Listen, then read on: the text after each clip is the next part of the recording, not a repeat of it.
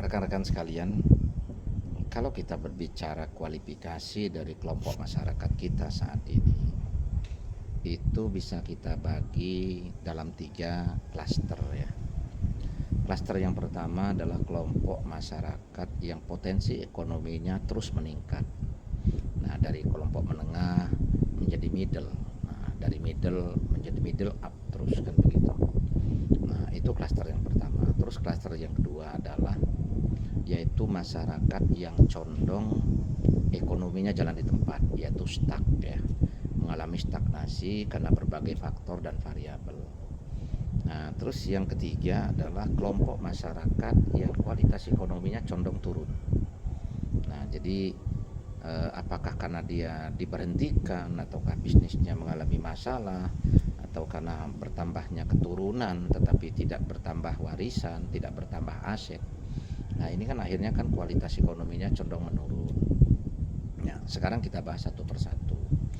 Kelompok masyarakat yang tingkat ekonominya condong naik itu adalah kelompok masyarakat yang masuk dalam kelompok dengan besar kapital atau big capital ya. Ini kan konglomerat ya, kelompok-kelompok pengusaha ini nggak pernah mereka itu mengalami penurunan kualitas ekonomi ya, bahkan tingkat ekonomi mereka ini selalu meningkat dengan sendirinya. Ini by system karena capital cost mereka ini sudah bekerja secara sistemik, menghasilkan profit dan profit terus kan begitu dari berbagai sektor dan gurita bisnis yang mereka miliki.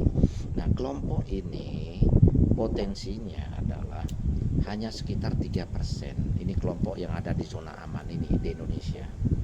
Nah, siapa mereka? Adalah kelompok keturunan, yaitu kelompok konglomerat, yaitu mereka yang dulu adalah kelompok-kelompok orang susah ya, kelompok-kelompok yang ada di dalam kualitas ekonomi rendah. Mereka migran dari negara asal mereka, nah yaitu dari Tiongkok sana, dari Cina sana, masuk ke Indonesia. Di sini mereka berjuang ya, berdagang dan lain sebagainya. Nah, begitu masuk di masa Orde Baru, ini kelompok ini mendekat dengan penguasa, terutama mendekat dengan Pak Harto ya pada saat itu. Sehingga di zaman Orde Baru ini muncullah kelompok yang namanya kelompok konglomerat.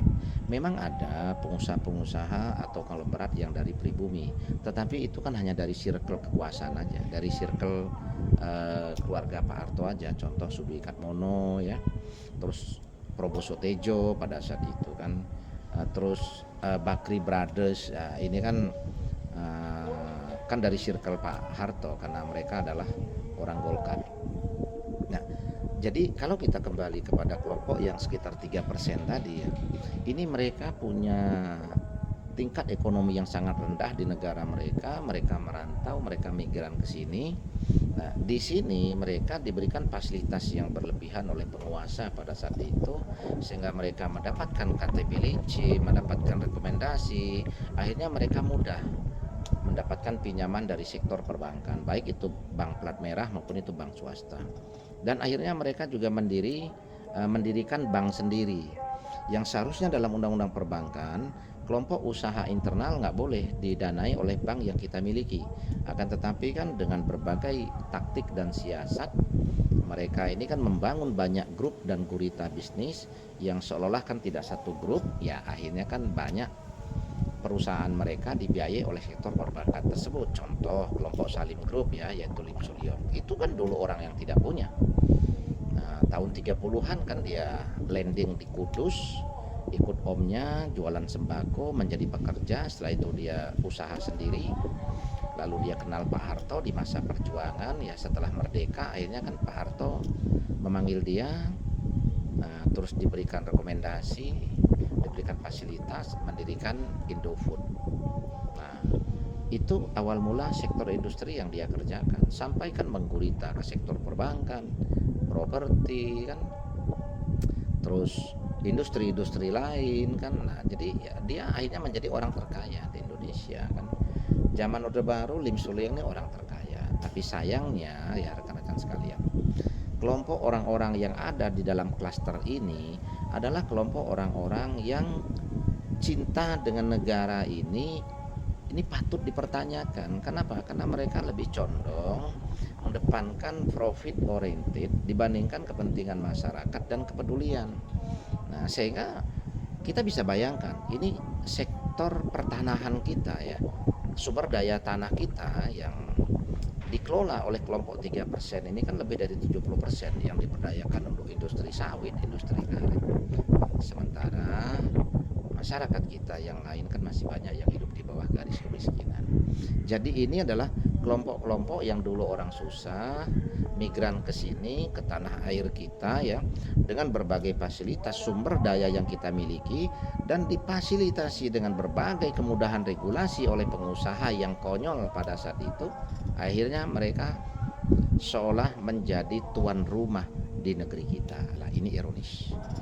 Terus kelompok atau klaster yang kedua adalah klaster yang condong ekonominya stagnan, ya.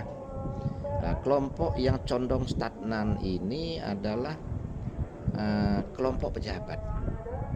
Nah, kelompok pejabat atau kelompok penentu regulasi. Nah, kenapa kita katakan stagnan? Karena mereka ini mendapatkan uang dengan cara mendapatkan gratifikasi atau suap. Jadi contoh, seorang hakim menangani satu perkara. Untuk memenangkan perkara itu dia terima gratifikasi atau suap senilai sekian misalnya kan. Nah, misalnya kepala dinas atau bupati atau gubernur untuk meloloskan seorang calon ASN menjadi ASN misalnya dengan tarif misalnya 1 miliar atau 500 juta misalnya kan. Nah, ini mereka kan mendapatkan duit. Terus misalnya petinggi di kepolisian atau petinggi di ABRI misalnya kan ya. Nah, jadi untuk meloloskan satu orang prajurit misalnya kan, ya biarpun tidak semua ya kan ada oknum-oknum itu kan yang misalnya dengan tarif 500 juta apa 1 miliar. Nah, ini kelompok penentu kebijakan ini condong ekonomi mereka stagnan. Terus misalnya untuk naik pangkat misalnya kan ada pegawai yang untuk penyesuaian pangkat untuk mendapatkan jabatan tertentu ya, apakah tadinya dia Wakapolres ingin jadi Kapolres, dia kepala bagian pengen menjadi kepala dinas misalnya kan kalau di ASN. Nah, atau dia Danyon pengen jadi Dandim. Ini kan ada saja oknum-oknum yang memainkan peran di situ sekalipun tidak semua, sehingga kan ada potensi uang pelicin ya kan disebut dengan gratifikasi atau suap, sehingga dia mungkin kompetensi dia nggak ada di situ tapi dipaksakan untuk ada di situ. Nah, tetapi dengan cost, dengan biaya kan yang disebut dengan gratifikasi atau suap. Nah, kelompok ini condong ekonomi mereka stagnan. Kenapa? Kita lihat RZ kemarin kasus yang tertangkap, ada barang bukti sekitar 920 miliar dan emas sekitar setengah ton. Habis disita negara. 12 tahun dia kumpulkan dan itu termasuk cepat. Dengan posisi sebagai kepala litbang mampu mengumpulkan dana segitu kan luar biasa. Contoh waktu itu Dirjen Bea Cukai, nah, kan gara-gara anaknya melakukan penganiayaan dengan anaknya kader Ansor ya di Jakarta pada saat itu kan ya, pamer dengan gaya hidup hedonis, akhirnya kan diaudit, nah ternyata korupsi, nah akhirnya kan disita habis juga. Ini kan contoh yang kita tahu yang tersorot oleh media, tapi di lain sisi yang kita tidak mengetahui, yang lepas dari sorotan media, lepas dari sorotan kita secara personal ya, orang-orang yang masuk dalam kelompok ini kenapa mereka condong ekonomi stagnan? Satu, uang haram yang mereka dapatkan itu berpotensi memunculkan beragam penyakit yang akhirnya habis untuk biaya perawatan mereka. Apakah mereka kena ginjal harus cuci darah, apakah mereka kena diabetes harus beli obat terus atau suntik insulin terus, ataukah mereka kena jantung ya, kena stroke, komplikasi dan lain sebagainya. Akhirnya uang yang mereka dapatkan ini hisapnya adalah dengan banyaknya penyakit yang mereka idap menjelang pensiun atau setelah mereka pensiun. Nah, dan yang lebih parah lagi nantinya adalah potensi penyakit itu juga sampai kepada anaknya, kepada istrinya. Nah, kalau kelompok-kelompok ini yang sudah parah ya, biasanya bukan hanya em, terserang dalam bentuk penyakit fisik ya, dalam penyakit lahiriah, tapi terkadang istrinya lebih muda, cantik, selingkuh. Terus anak-anaknya cantik, udah nikah, selingkuh. Nah, terus kalau enggak menjadi pengguna narkoba. Bahkan ada juga akhirnya menjadi bandar narkoba.